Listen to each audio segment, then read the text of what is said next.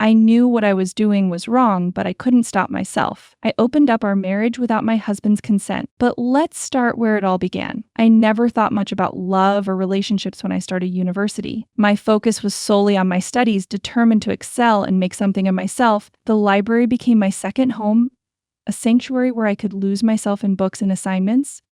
That's where I first noticed him, Daniel. He'd always be there, a few tables away, glancing in my direction. At first, I found it annoying. I was here to study, not to socialize. But he was persistent, always finding excuses to approach me, asking about a book, wondering if I had a spare pen, or commenting on the weather.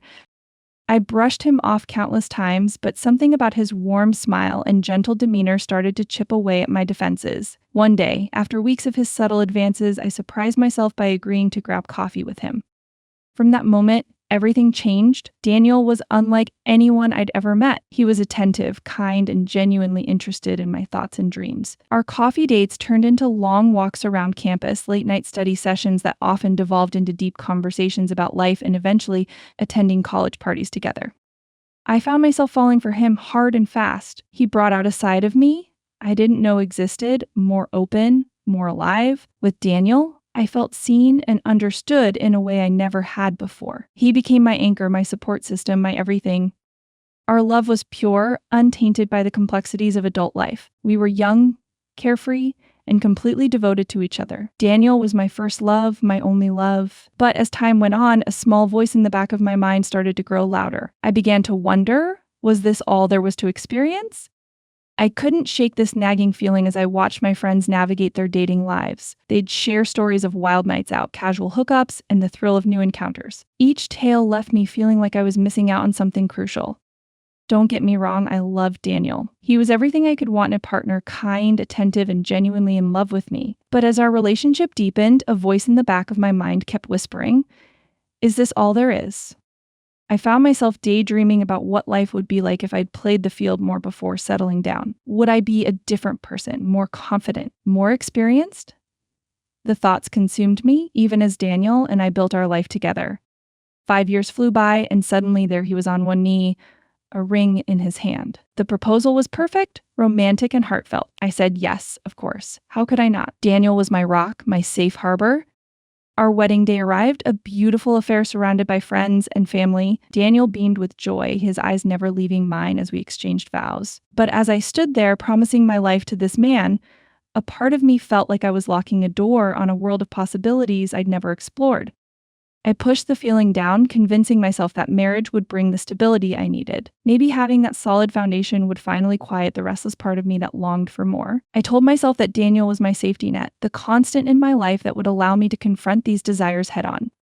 But as we danced at our reception, I couldn't shake the image of a cage door slowly swinging shut. I loved Daniel, truly I did, but I couldn't help wondering if I'd ever truly know myself without experiencing more of what life and love had to offer. That's why I said it.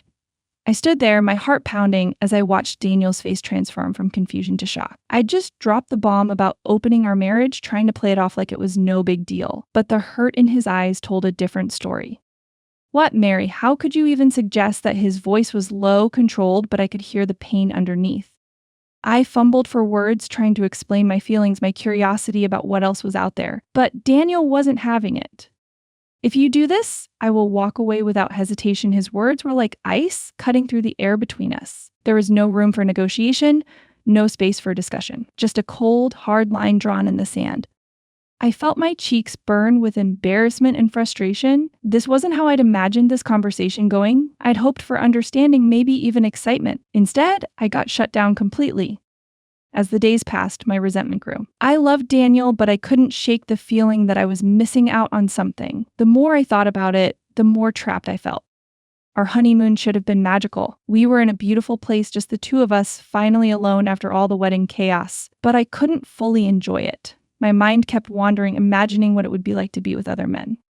Even when Daniel and I were intimate, I found myself disconnecting, lost in fantasies about strangers. I hated myself for it, but I couldn't stop. I'd catch Daniel looking at me sometimes, his brow furrowed in concern. I knew he could sense something was off, but I couldn't bring myself to talk about it.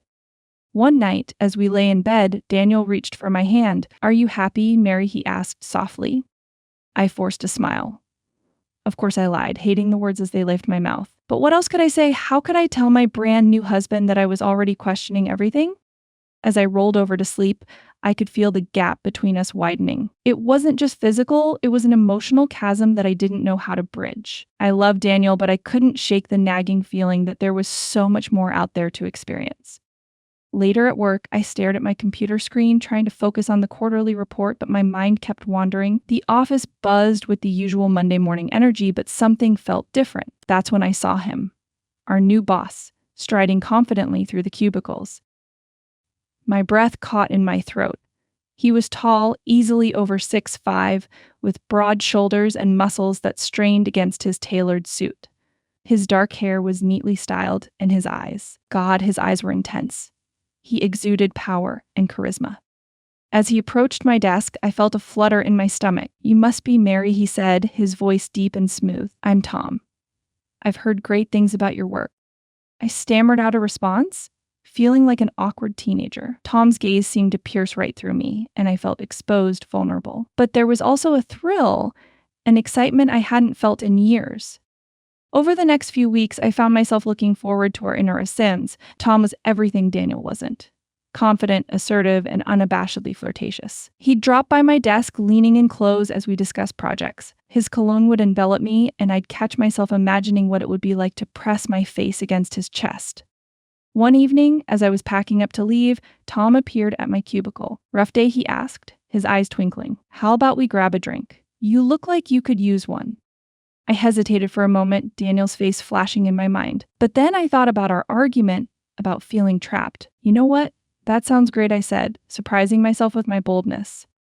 We ended up at a dimly lit bar a few blocks from the office. Tom ordered us both whiskey neat, and I felt a rush as I took my first sip. The alcohol burned pleasantly, loosening my inhibitions.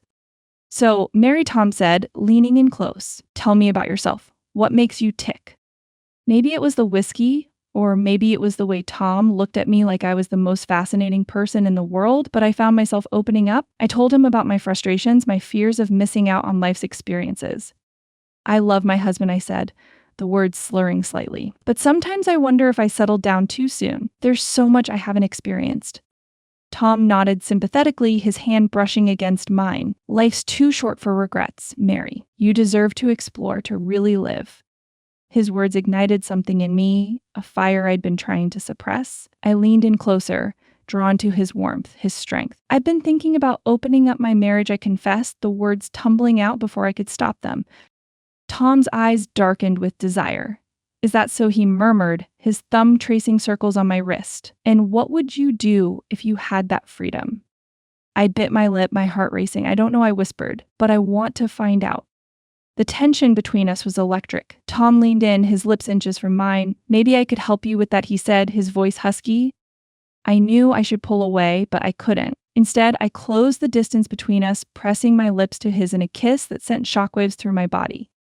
As we broke apart, I felt a dizzying mix of excitement and guilt. But looking into Tom's eyes, I pushed the guilt aside. This, I told myself, was what I'd been missing. This was the excitement, the passion I craved.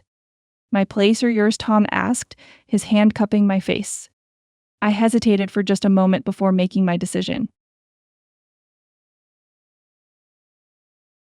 Later, I stepped into our